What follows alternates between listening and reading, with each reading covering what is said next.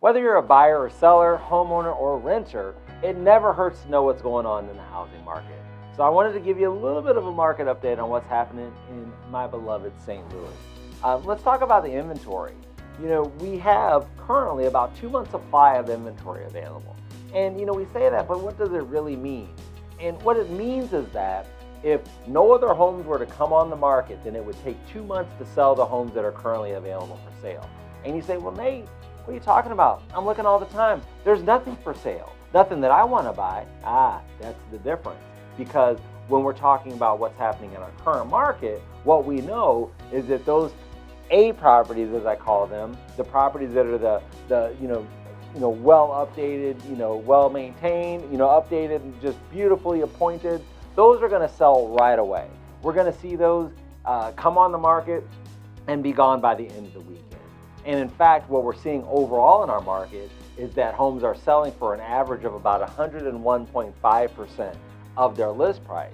So you're probably saying, Nate, well, if homes are selling for over their list price, then how could it be that it's going to take 2 months to sell the homes that are already available?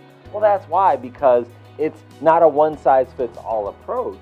We've got a tale of multiple markets, to be quite honest with you. There are some properties, as I mentioned, those A-level properties that are going to be gone just like that, over list price. And then there's going to be other properties, such as our B properties, that are going to sit around for a little bit. The properties that may not be priced as well as they should be.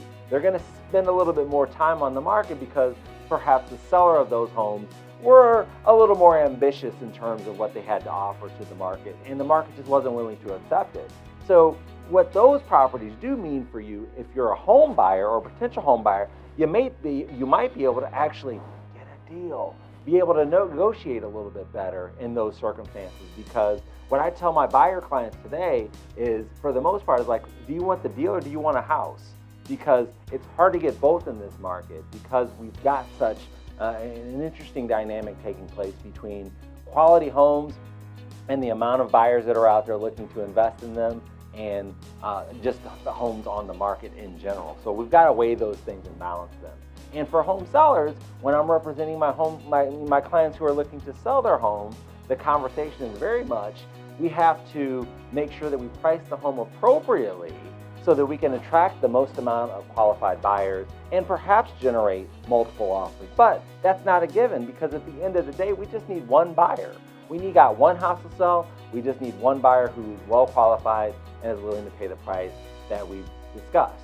So sometimes when we get a little bit too ambitious, we may find ourselves out there on our own and have no buyers actually making offers. And when home sellers price their homes too high, what often happens is they end up selling the home for less than what they should have if they would have priced the home appropriately.